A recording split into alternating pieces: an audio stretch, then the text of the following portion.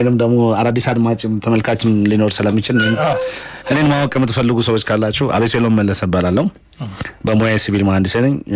እንግዲህ በዚህ ኮንስትራክሽን ኢንዱስትሪ ውስጥ ወደ 16 ዓመት ሰርቻለሁ። ከዚያ በኋላ ደግሞ ትምህርት ማስተርስ ኮንስትራክሽን ማኔጅመንት ተምሬያለሁ። ኤምቢኤ ተምሬያለሁ። ሌሎችም ኢንተርናሽናል ሰርቲፊኬሽኖችን ወስጃለሁ። የተለያዩ ሶፍትዌር ዲዛይኖችንም ተምሬያለሁ። ያው ሚዲያ ላይ ደግሞ ሞስት ዘ ላስት 7 ዓመት እየሰራን ያለን 8 ዓመት አካባቢ ሰርተናል።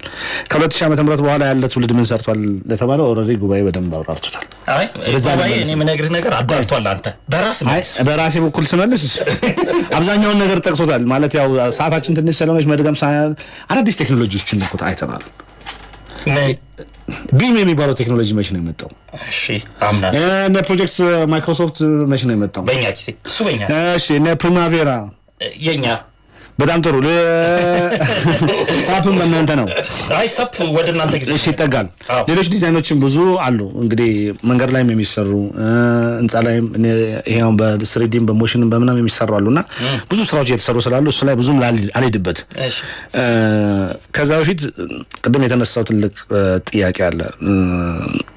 አንተ ምን ሰርታል አልከኝ ነገር እንግዲህ እዚህኛው ትሉት ስለሆንኩኝ እኔ ባይዘው በዚህ አጋጣሚ ዛሬ አንድ ጠቅላይ ሚኒስትር አብይ ሰሞኑን አንድ ስልጠና ላይ ይሁን ይሄን ብቻ ለማህበረሰቡ መግለጫ ሲሰጡ የሰማት ነገር አለ። እዚህ ሀገር ለፈጠራ ስራ ላይ እና አዳዲስ ሐሳብ ሲኖርህ ወይም አቅም ሲኖርህ የሚደግፍህ የሚያበረታታ ሰው ከሌለ ከጎን አንተን ትንሽ ነገር ከፍ የሚያደርግልህ ወይም የሰራሃት ነገር ላይ እችን ጨምር እችን ቀንስ እቺ ለሀገር ትጠቅማለች ይሄ ሙያውን ያሳድጋል ይችላል። እኛም በቅርቡ የኤቫ ኮንስትራክሽን የሚል ሶፍትዌር ዴቨሎፕ አድርገናል። ኢትዮጵያ ውስጥ ምናልባት የትልቁ ቻሌንጅ የነበረው በመላው ኢትዮጵያ ላይ ወቅታዊ ዋጋ ማቅረብ ነው። ሰው በያለበት የሚፈልገው ሱቅ ሄዶ መግዛት ላይክ ዴሊቨሪ ብለን በርገሩንም ምኑንም እንገዛለን አይደለ? ልክ የኮንስትራክሽን ኢንዱስትሪ እቃዎችን በየቦታው ሰው የሚገዛበትን አፕ ዴቨሎፕ አድርገናል። ያ አፕ ብዙ ኢንተግሬትድ የሆኑ የፕሮጀክት ማኔጅመንት ሶፍትዌሮችን ስራዎች ይሰራል። ለምሳሌ የፕሮጀክት ማኔጅመንት ስራዎች ብዙ ስኬጁልን ቼክ የምታደርግበት፣ ሪሶርስን ማኔጅ የምታደርግበት፣ ኮስትን ካሽ ፍሎውን ቼክ የምታደርግበት፣ እንደገና ማሽነሪ ኢኩዊፕመንቶችን በአግባቡ ማኔጅ የምታደርግ የትኛው ማሽነሪ የት ሳይት ላይ ገብቷል እንዴት ማኔጅ ታደርጋል። አንድ ሰው ሚክሰር ቢፈልግ ኬት በቀላሉ ማግኘት ይችላል። ዶዘር ቢፈልግ ኬት ማግኘት ይችላል። ኤክስካቫተር ይሄንን አፕ ላይ ከስነ ሳፕላየሮቹ ከነ ሾፌሮቹ ከነ የሰው ኃይሉ ከነ ምናምኑ የሚያስቀምጥ ነው። ትራኪንግ ሶፍትዌርም ጭምር።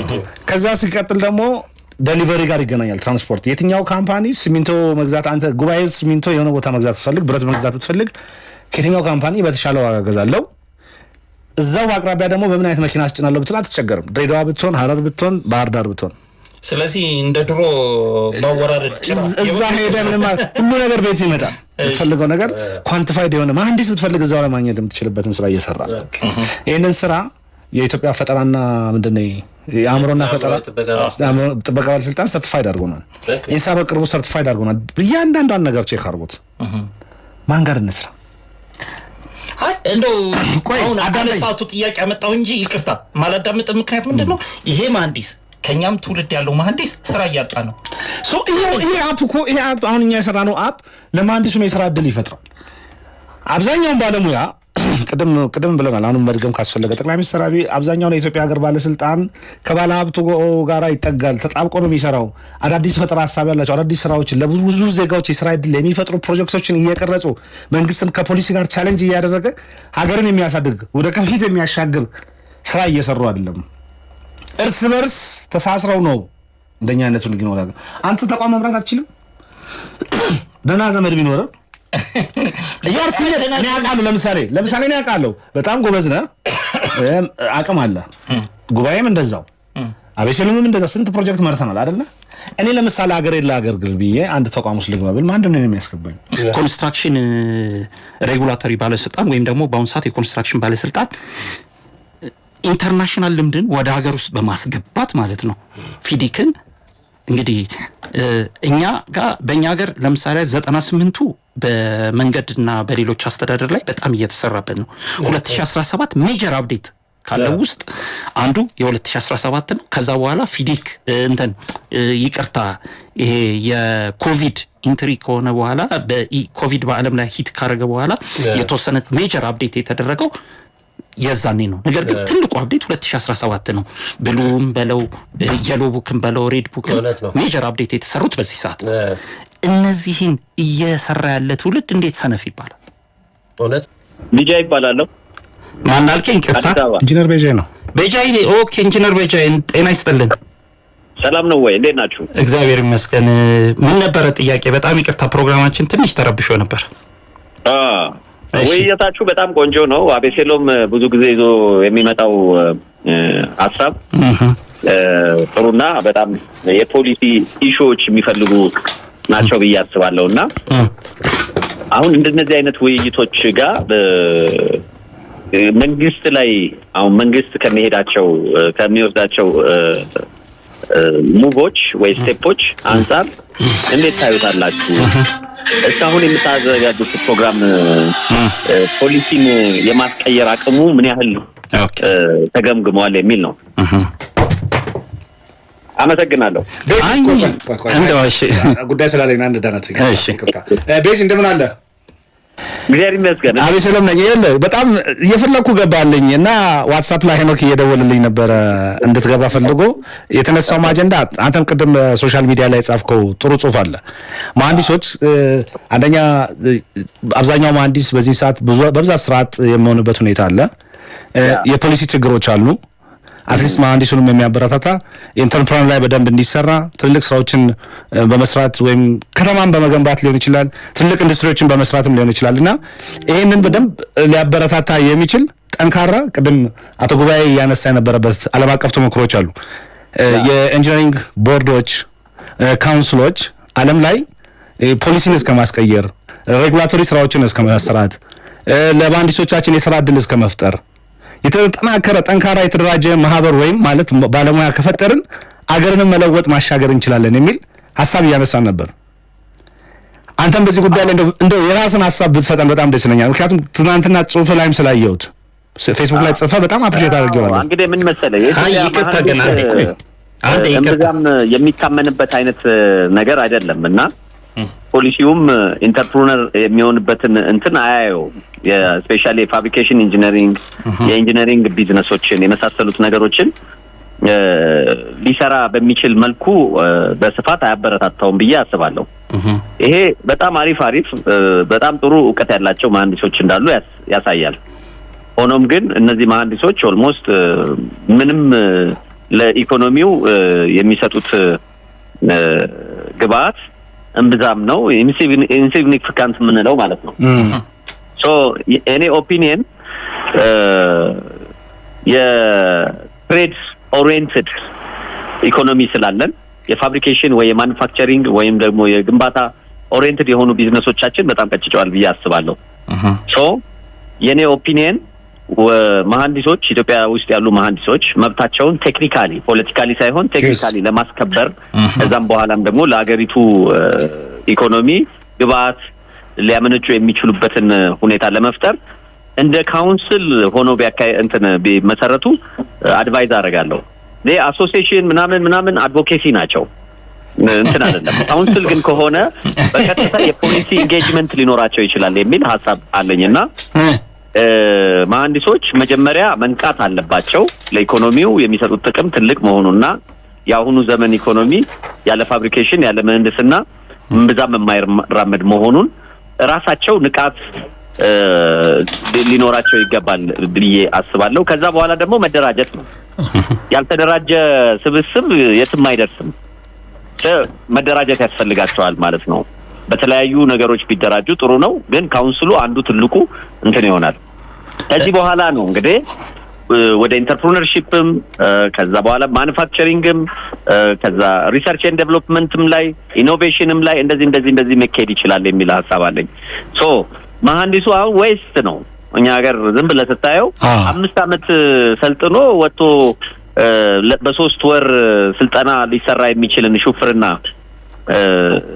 ለመስራት 5 አመት መማር ላይ ያስፈልግ ይችላል። ሶ ዌስት የሚሆነውን ስኪል ዌስት የሚሆነውን ፓወር የወርኪንግ ፓወር ወደ አንድ መሰብሰብ ያስፈልጋል ነው የምለው። እንደ ፖሊሲ ስናይ ይሄንን የሚያይ ፖሊሲ እምብዛም አላገኘውም፣ ወይ ደግሞ ያረጀ ያፈጀ ፖሊሲ ነው ያለው። ኢንጂነር ባይሻይ አንድ ጥያቄ አለኝ። በተለይ ምንድነው የምህንድስናው ዘርፍ ማኑፋክቸሪንግ እና ፐርፌክሽን እየፈለገ ነው ያለው በአሁኑ ሰዓት። በተለይ በማስ ፕሮዳክሽን በፍጥነት ነገሮችን በመደጋገም የሚፈልግበት ጊዜ ነው። ማህበረሰባችን ደግሞ ኢኮኖሚካሊ በተለይ በማስ ፕሮዳክሽን እና በቴክኖሎጂ አዳፕቴሽን እንዲሁም ደግሞ በዚህ በኢንዱስትሪያላይዜሽን ላይ አሁንም የኢኮኖሚው ዘርፍ ለምሳሌ ሪተርን ፔሪዱ ከ5 ዓመት ለበለጠ ነገር ማበደርም ለስራ ፍጠራ ላይ የማበረታታት ነገር የለም። ይህንን ነገር ነው ዊትነስ ሊደረግ ሊታዘብ ይገባል ብዬ አስባለሁ። ምክንያቱም አንተ ፕራክቲስ አድርገዋል። እዚች ላይ ትንሽ አንድ ነገር ነጥብ ብትጥል ጥሩ ነው ብዬ አስባለሁ። ምክንያቱም ለምሳሌ ሌሎች ቢዝነሶች ሪተርን ፔሪዳቸው 3 ዓመት 2 ዓመት እየሆነ ሳለ ማኑፋክቸሪንጎች ግን እስከ 5 እና 7 ዓመት ይሄዳሉ። እዚህ ላይ ያለ ሶሉሽን ምንድነው ለኛ ልታሳየን ይገባል። በተለይ በአሁን ሰዓት እያዳመጡ ላሉ መሐንዲሶች።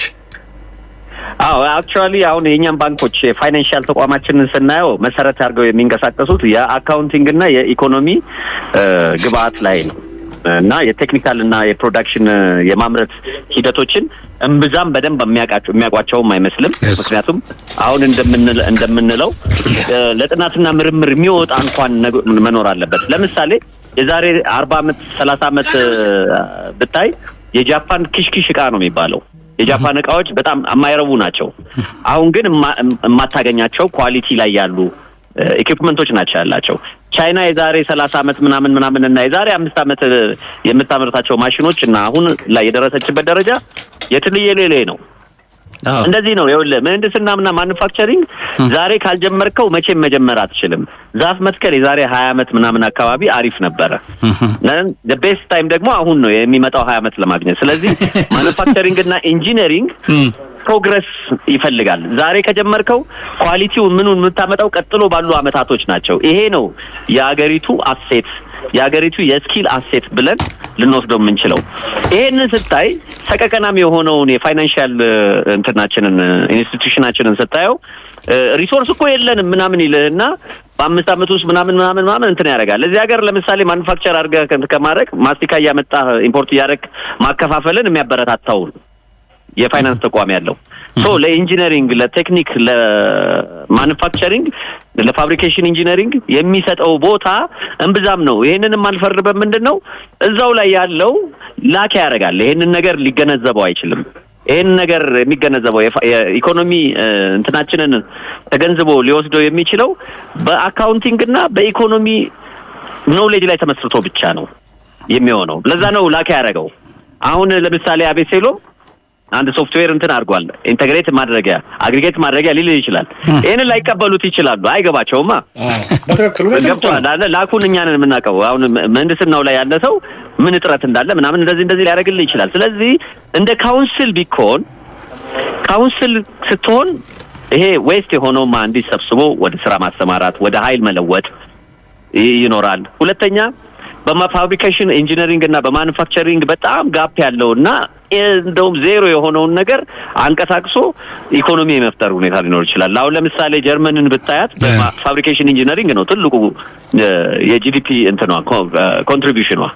ማሽን ያመርታሉ፣ ምን ይላሉ፣ ህንጻ ይሰራሉ ምናምን ኳሊቲ። ዛሬ ካልጀመርከው የዛሬ 20 ዓመት አትደርስበትም። ዛሬ ጀምረው ነው በልምምድ ነው የሚመጣው እንጂ በወረቀት ላይ ብቻ የሰፈረን ነገር እያነበብክ የምትኖርበት አይነት ነገር አይደለም። ማኑፋክቸሪንግ በተፈጥሮ ፋብሪኬሽን ኢንጂነሪንግ በተፈጥሮ ሁልጊዜ ፕራክቲስ ይፈልጋል። እንደዚህ ነው እንግዲህ መሆን ያለበት። እዚህ ላይ ኢንጂነር በጃይ ቆንጆ ሀሳብ ነው ያነሳው። አንድ በዚህ አጋጣሚ ልነግርህ የምፈልገው ነገር አለ። ይሄን ሀሳብ ሰሞኑን በቲክቶክም ከስራና ከተማ ልማት ሚኒስቴር ጋርም ውይይት አድርገንበታል። አንተ ባልከው ካውንስሊንግ ቦርድ ባይዞ ጠቅላይ ሚኒስትር አብይ የሚመሩት የኮንስትራክሽን ካውንስል የሚባል አቋቁመዋል። አሁን የኮንስትራክሽን ኢኒሺዬቲቭ ትራንስፓረንሲ የሚባል ስራ እየተሰራ ነው። እንደዚህ አይነት እንዳንተ አይነት ወይም እንደዚህ እኛ ጋር እንደተሰባሰበው አይነት የተሰባሰበ ጠንካራ ቲም እና ሀገሩን የሚወድ ሰው ባለመኖሩ ምክንያት ነው የተፈጠረው ብሎ አንዱ ከዛው ከመንግስት አካባቢ ነገረኝ። እኚህ ሰዎች ፖለቲካ ነው መስራት ያለባቸው። የሚሰሩት ስራዎችን መቆጣጠር ነው ያለባቸው። የተሰራ ስራ የት ደረሰ፣ ምን ደረሰ፣ ወዴት መሄድ አለበት፣ አገርን እንዴት ነው የሚያሳድገው፣ በጋራ እንዴት ነው የሚለውጠው የሚል ጉዳይ ላይ ጊዜያቸውን ማባከን ሲገባቸው ታች ወደ ቴክኒካል ነገሮችን እንዲሰሩ እያደረጉ ነው። ለዚህ ደግሞ በኢትዮጵያ ውስጥ ያሉ የሙያ ማህበራት በአግባቡ ተግባብተውና ተናበው እየሰሩ ስላልሆነ ካውንስል ወይም በቦርድ ደረጃ መቋቋም እንዳለበት አብዛኛው ሰው አስመረውበት ተቀብለውታል። ባለፈው ያው አንተ ስላልነበርክ ነው ስራና ከተማ ሚኒስቴር ሄደን አውርተናል በዚህ ጉዳይ ላይ በጣም ደስ ወደውታል ጉዳዩን። ስለዚህ አንተ አሁን ያሰብከውን ሐሳብ የነገርከንን ጨምሮ እንደገና ኢትዮጵያ ውስጥ አሁን በኮንስትራክሽን ውስጥ በማኒፋክቸሪንግ ውስጥ በተለያየ ስራ ውስጥ ያለውን አብዮት እያየን ነው። ለውጥ እያየን እኮ ነው። ሌላ ችግሮችም እንዳሉ ነው። የፖለቲካን ጉዳይ ባይመለከትም በራሳችን ዘርፍ ላይ በራሳችን ህይወት ላይ የምናያቸው የኮንስትራክሽን ኢንዱስትሪ ውስጥ የሚታዩ ለውጦች አሉ። ሰው ኢንዱስትሪውን በራሱ በባለቤቱ መምራት ቢያስችል ሀገርን ማገዝ ነው፣ መንግስትን ማገዝ ነው። ቅድም አቶ ጉባኤም እያነሱ ሰምተሃል። የኬንያን፣ የታንዛኒያን፣ የቱርክን፣ የነ እስራኤል ሀገርን፣ የነ ግብፅን ታሪክ እያነሳን ነው።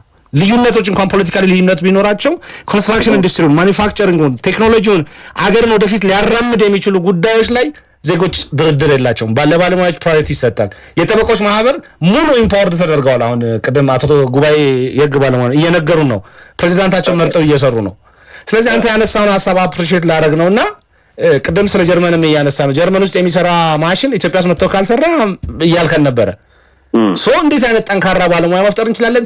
የመንግስት አካላቶችስ ብዙ ያው የጥቅም ጉዳይ የሚያስተሳስራቸው ባለሀብቱ ከመንግስት ጋር የሚያስተሳስራቸው ጉዳዮች ስላሉ እነዚህ ነገሮችን ለመፍታት ጠቅላይ ሚኒስትሩም እያወሩ ነበር ብያለሁ። ጥገኛ መሆን መጣበቅ አለ። ኢንተርፕረነርና ያበራታቱም የስራ ፈጠራ ያለውን አንተ ቆንጆ እውቀትና ጥበብ እያለ መሬት ላይ ለማውረድ ስትሄድ ወይ ዘመድ ወይ ምናምን ሊኖር ይገባል ወይ ከባለስልጣን ጋር መጣበቅ አለብህ እያሉ ነበረ። እሺ እንደነዚህ አይነት መሪው እንደዚህ እያለ ተመሪው ወይም አስፈጻሚው መሪው መምሰል ካልቻለ እንዴት አድርገን ካውንስሉንስ ቦርዱን አቋቁመን ሀገራችንን እናግዛለን? ምንሰራው ተከፍሎን አይደለም፣ በነፃም ነው። ሀገርን ከመውደድ አንጻር ነው፣ ሙያችን ከመውደድ አንጻር ነው። አንተ አሜሪካ ልስራ ብትል ጃፓን ልስራ ብትል የፈለግከው ቦታ ሄደህ መስራት ትችላለህ። ሀገርን ስለምትወድ ነው። እዛ ሄደህ የምታገኘው ጥቅም እዚህ ማግኘት ትችላለህ። እዚህ ግን በመሆነ ብዙ ዜጋዎችን እየጠቀምክ ነው። አንተ እንግዲህ በሽልማቱም በምኑም ይሄንን እንዴት ታየዋለህ? እስቲ እንደው እንዴት አድርገን እንዴት ሊተገበር ይችላል ይሄ ነገር ብለህ ታስባለህ? ካውንስሉ እንዴት ሊተገበር ይችላል ወይም በቦርድ እንዴት ልንቋቋም እንችላለን? አዎ መጀመሪያ ቅድም ላይ እንዳልኩ ነው። መጀመሪያ የንቃተ ህሊናን መፍጠር ያስፈልጋል። አንድ ማህበረሰብ ወይም ሰብሰብ ያለ ኮሚኒቲ ስታገኝ መጀመሪያ ልትሰራ ያሰብከውን ነገር በደንብ አስረግጦ መሬት ላይ እንዲቀመጥ ለማድረግ የምችለው ንቃተ ህሊና መፍጠር ነው። ንቃተ ህሊና እንለዋለን። ይሄ ማለት ወደየትኛው ዓላማ ነው የምንተመው ተሰብስበን የምንሄደው? what is my benefit what is my እንትን ደግሞ ላዋጣ የምችለው ወይ ደግሞ እንትን ላደርገው የምችለው ምንድን ነው ብሎ የኛውን ክሊርሊ የሚያውቅ ማህበረሰብ መፍጠር ያስፈልጋል ማለት ነው። ስለዚህ ካውንስል ከማካሄድ በፊት ከመፍጠር በፊት ስትራክቸር ከመስራት በፊት ንቃተ ህሊና 1 3 4 ምናምን ትልልቅ መድረኮች ሲደመር ደግሞ የተለያዩ የቨርቹዋል መድረኮች መዘጋጀት መቻል አለባቸው። የመጀመሪያው ስቴፕ ይሄ ይመስለኛል። ቀጥሎ ያለው ስቴፕ ግን አደረጃጀት ነው፣ መደራጀት ነው፣ መንቃት መደራጀት ነው። ቀጥሎ ስንደራጅ በካውንስል ይሁን፣ ምክንያቱም በቀጥታ በፓርላማም በመንግስት መስሪያ ቤቶችም ላይ ቀጥታ ውሳኔዎችን ላይ መሳተፍ፣ ተግባራዎች ላይ መሳተፍ የመሳሰሉት ነገሮች እንዲሆኑ ካውንስል ያስፈልጋል ማለት ነው። ያ አደረጃጀት እንለዋለን ማለት ነው። አደረጃጀት በኋላ ኢምፕሊሜንቴሽን ነው። ፕሮግራሞች ይዘጋጃሉ፣ ከዛ ደግሞ ፕሮጀክቶች ይዘጋጃሉ። በዛ ልክ መሄድ ነው። እኔ አሁን ኮንስትራክሽን ብቻ አይደለም እኮ አሁን ስማርት ሲቲ ስናይ የሶፍትዌር መሐንዲስ አለው፣ የኬሚካል መሐንዲስ አለው፣ ፋይበር ግላስ እና ኬሚካሎች ምን ይሰራ፣ ኢፖክሲ ሊሰራል፣ ቀለም ሊሰራ የሚችል ሲሚንቶና ምናምን አለ፣ ስትራክቸራል መሐንዲስ አለ፣ ኤሌክትሪካል መሐንዲስ አለ፣ ሜካኒካል መሐንዲሱ ኤሌክትሮሜካኒካሉ የሚሰራው አለ፣ የቴክስታይል መሐንዲሱ ሊኖር ይችላል። ውስጥ የምትሰራቸው ነገሮች አሉ፣ በጣም ብዙ ነገር። እንደ ምህንድስና ካውንስል ቢሆን ኮንስትራክሽን ካውንስሊንግ ይጠባል ብዬ አስባለሁ። የምህንድስና ካውንስሊንግ ቢሆን የቴክኖሎጂ ካውንስል ቢሆን ዋን ዌይ ኦፍ ፎርዋርድ ይሆናል። አሁን ለምሳሌ ህንጻ ለመስራት ብቻ ሊሆን አይገባውም ነው። ገብቷል አይደል? ሁሉንም ሙያ ያቀፈ ነው ኢንጂነሪንግ ሲባል ይሄ ማህበረሰብ ኮሚኒኬሽንም መስራት አለበት። በጣም ብዙ ኢንተርሊንክድ ነው። አዎ። ስለዚህ መደራጀት፣ መንቃት፣ መደራጀት፣ ከዛ በኋላ ለጋራ አላማ መትመም፣ እነዚህ ሶስቱን ስቴፕ መሄድ አለበት ብዬ አስባለሁ ካውንስሉ። እሺ ኢንጂነር በቻይ በጣም እናመሰግናለን። አንዱን ሃይላይመንት ምንድነው ኢንላይመንት ነው የሰጠን። በጣም እናመሰግናለን። መልሰን እንደውልልሃለን። በእርግጠኝነት በሚቀጥሉን ፕሮግራሞች እንፈልጋለን። ታንክ ዩ። እሺ በጣም አመሰግናለሁ። እንደው እዚህ ላይ የተሻለ እውቀቱ አለ ብለን ስለምናስብ ከማህበርና ከካውንስል እውነት ካውንስሉን አሁን እኔም ነግርህ ጠቅላይ ሚኒስትራችን ጀምረውት እንዳለ ኢንፎርሜሽኑ አለን፣ ግን ፈልገውት አይደለም ማስመር ያለብህ የኛ ጋፕ ስላለን የኛ ችግር ስላለን የኛ ክፍተት ነው። ለምን የጠበቆች ካውንስል አልመሰረተም? ለምን የሐኪሞች ካውንስል አልመሰረተም? ምንድነው መሰለህ እዚህ ጋር ማለት ነው የራሳችን ችግር ነው። ባይዘይ ለምሳሌ ዩኬ ስትሄድ ኢንጂነሪንግ ካውንስል ነው የሚባለው፣ ሬጉላቶሪ ቦዲ ነው። የቁጥጥር ስራዎች ይሰራል፣ የሙያ ደረጃ ይሰጣል። አየህ ለሙያው ለራሱ በምህንድስና ውስጥ የተለያየ ታይትል አለ አይደል እንዴ? እሱን ታይትል የሚሰጠው አሁን እኛ ሀገር ማን ነው? የኮንስትራክሽን ባለስልጣን ነው። እንዲህ አይነቱን ሬጉላቶሪ ስራ የቁጥጥር ስራዎችን መስራት ያለበት እንዲህ አይነቱ አካል ነው ኢንጂነሪንግ ካውንስል። አሁን እንደተባለው በጠቅላይ ሚኒስትሩ የሚመራው የተባለው ጅምሩ አሪፍ ነው፣ ጅምሩ ጥሩ ነው። ነገር ግን መሆን ያለበት በህግ እውቅና የተሰጠው ስልጣን የተሰጠው በጣም ሴንሲቲቭ ጉዳይ ስለሆነ መንግስትን በቅርበት የሚከታተለው መሆን መቻል አለበት። ባለቤት ያለው መሆን አለበት። ይሄ ነገር ከታች ተነስቶ በማህበራት ትልቅ ጉዳት ያመጣል እንዲህ አይነት ጉዳይ ላይ። ስለዚህ በጣም በቅርብ ክትትል።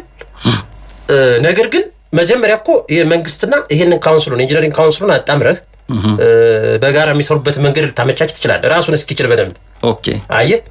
ከዚያ በኋላ ግን ህጎችም ሲረቀቁ የመሐንዲሱን የባለሙያውን መብትና ጥቅም ባስጠበቀ መንገድ እንዴት መረቀቅ አለበት፣ ምን አይነት ህግ ነው የሚያስፈልገው የሚለውን ከሌሎች ሀገራትም ተሞክሮ እያመጣ እንዲተገበር ያደርጋል ማለት ነው። ለሙያዊ እድገት ይሰራል። ዘመናዊ ወቅቱን የዋጁ የግንባታ ቴክኖሎጂዎችን ለመተግበር የተለያዩ ጥረቶች ያደርጋል፣ ስታንዳርዶች ያዘጋጃል። እንደዚያ ነው መሆን ያለበት። አይ ይሄ ነው እኮ አሁን የተሻለውም ይሄ ነው። አሁን ለውጥ ያመጣውም ሌሎች ሀገራት ላይ ለውጥ ያመጣው ይሄ ነው። ስለዚህ እኔ አሁን በበኩሌ የኮንስትራክሽን ባለስልጣን እኮ ጥሩ እየሰራ ነው። በጣም በነገራችን እየደከመ ነው። ሀሳብ ከማንኛውም አካል ለመውሰድ ዝግጁ ነው። እንደ ግለሰብ እኮ አንተ አንድ ህግ ሲረቀቅ ለምሳሌ የኮንስትራክሽን ጉዳይ ላይ እንደ ግለሰብ ምን ሀሳብ አለህ ተብለህ ትጠይቃለህ። እድሉን ይሰጡሃል የሆነ ነገር አንድ ነገር እንድትጨምር ማለት ነው። በዚህ ልክ እየደከመ ያለ ተቋም ነው። ነገር ግን ምህንድስና ማለት ግን እውቀት ያለበት ኤሪያ ነው። ብዙ መሐንዲስ ብዙ እውቀት ያለው ሰው አለ ገበያው ላይ። ይሄ ኃይል እያለልህ እንደተባለው በኢንጂነሪንግ ካውንስል አድርገህ ራሱን በራሱ የተሻለ ነገር እንዲያመጣ ማድረግ የምትችልበት ሮም ካለ ግን ያን መተግበር ምን ይቸግራል ነው።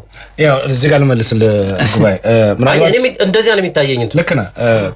እኔ አሁን የሚታየኝ ነገር ቀደም እናንተ ማህበር ፕሬዚዳንቱ ሲመረጥ የነበረውን የሐኪሞችም ሌሎችም ቻምበር ኦፍ ኮሜርስን ማየት እንችላለን እኮ የነጋዴዎችን ጥቅም የሚያስከብር በንግድ ኢንዱስትሪ ሚኒስቴር ስር የተቋቋመ ግን ኢምፓወርድ የሆነ ተቋም አለ።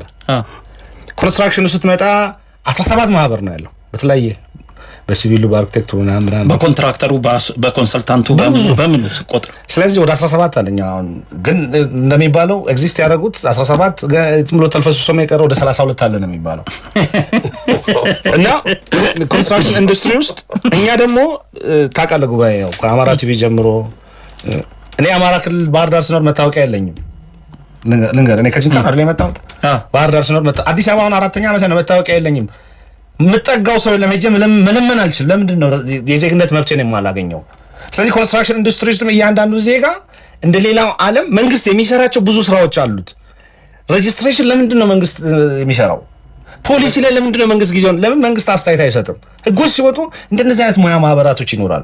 መንግስትም አውትሶርስ አድርጎ ደግሞ እንዳይጎዱም እንዳይጠፉም በቅርብ መከታተል። አንድ ጥያቄ በመሀል ልክተትብህ ልጨርስ።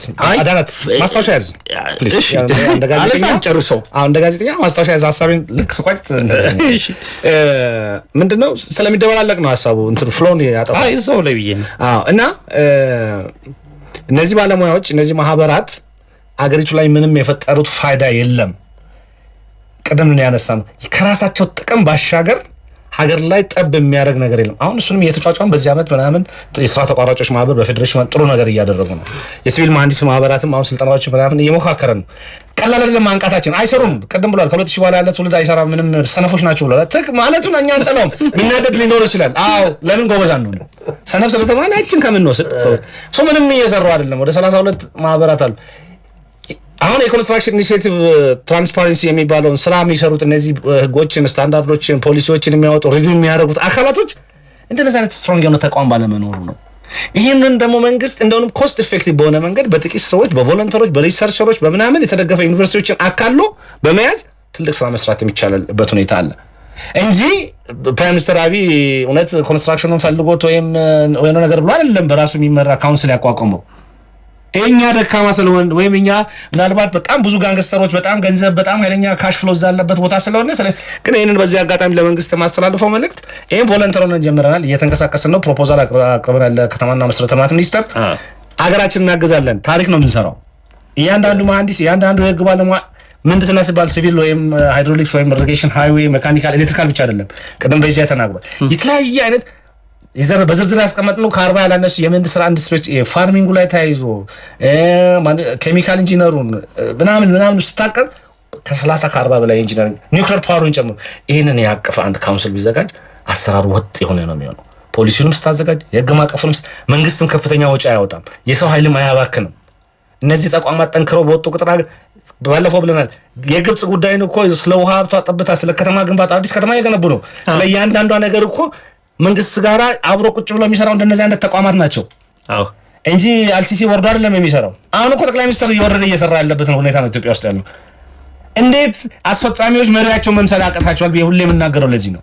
የዛሬ 2 ዓመቱን ኢሹ ልታነሳ ነው። ለማንኛውም ግን እንደው ዛሬ በጣም በሚያሳዝን ሁኔታ ሰዓታችን እያለቀ ነው። ግን እንደው ጉባኤ ለሚቀጥለው ሳምንት ቃል አስገባህና አይ ላይኖር ይችላል ግን ምነግርህ ነገር አንዳንድ ነገሮችን ያው በሶሻል ሚዲያችን በቴሌግራማችንም እንደዚሁም ደግሞ በሳምንት አርብ የውይይት ፕሮግራም አለን ቀጥታና ባለሙያዎች በኤቫ ሾው ላይ ቲክቶክ ላይ እባካችሁ መታችሁ ተነጋገሩ፣ ሐሳባችሁን ስጡ እንላለን። ዛሬ እንግዲህ እኛ በቴክኒክ እኛ ማለት አዘጋጆቹ በቴክኒክ ፌል ብናደርግም በቴክኒኩን በማስተካከል እንግዲህ ትልቁን ስራ እየሰራልን እኛንና እናንተን በማገናኘት የሰራልን ከቤክ ዱላ እናመሰግናለን። የቀጥታ ስራችታችን ዛሬ እንጨርሳለን። የሚሰጠው መረጃ የሚቀበልበትን ነገር ምናልባት ወደፊት ከመሰረተ ልማት ሚኒስቴር ጋር በጋራ በመሆን በደንብ ፕሮሞሽን ላይ አዌርነስ ላይ በደንብ በሚዲያ በኩል ከሰራ ውጤታማ የሆነ ስራ እንሰራለን። በከፍተኛ ሁኔታ አገሪቱ ያላግባብ የምታወጣው ገንዘብ ወይም ወጪ በቀላሉ ልትቀንስበት የሚችል ትልቅ ፕላትፎርም ነው። በየዓመቱ የሚወጣውን ገንዘብ ይታወቃል። በዚህ በዋጋ መሸመቀሸር ማለት ነው ተወዳዳሪዎች በመጥፋታቸው። እንደዚህ አይነት ፕላትፎርም በሚፈጠር ሰዓት ሰው የሚፈልገውን መርጦ ይገዛል፣ በሚፈልገው ዋጋ የሚፈልገውን ያደርጋል ማለት ነው። እንደ መንግስትም ትልቅ የዳታ ቤዝ ነው የሚሆንለት። እንደምታውቁት ስታቲስቲክስ ላይ በቀላሉ ሄደን መረጃ ስንፈልግ እንኳን አናገኝም። ፕራይስ አጀስትመንት ለመስራት ነው፣ ዋጋ ለመትከል፣ የጨረታ ውሳኔዎችን ለመወሰድ ለምሳሌ 20% 30 ኢንጂነሪንግ ኤስቲሜሽን እንኳን ለመተመን ወቅታዊ ዋጋ በቀላሉ አናገኝም። ቢያንስ ከ500 እስከ 600 በላይ አይተም ነው ኮንስትራክሽን ኢንዱስትሪ ውስጥ ያሉት እንደሚታወቀው። ይህን ብሎ አይተም በእያንዳንዱ ዋጋና በአይነት ለይቶ ማስቀመጥ ትንሽ ቻሌንጂንግ ስለሆነ የእናንተ ድጋፍ በጣም ያስፈልገናል። ስፔሻሊ አዌርነስ ላይ በደንብ ከሰራ እርግጠኛ ነኝ ሲያገር ከዚህ በፊት ታባክን የነበረውን ገንዘብ በቀላሉ አይደለም እንደ ሀገር እንደ መንግስት እንደ ግለሰብ ብዙ ገንዘብ ሴቭ የምናደርግበት ፕላትፎርም ነውና አመሰግናለሁ።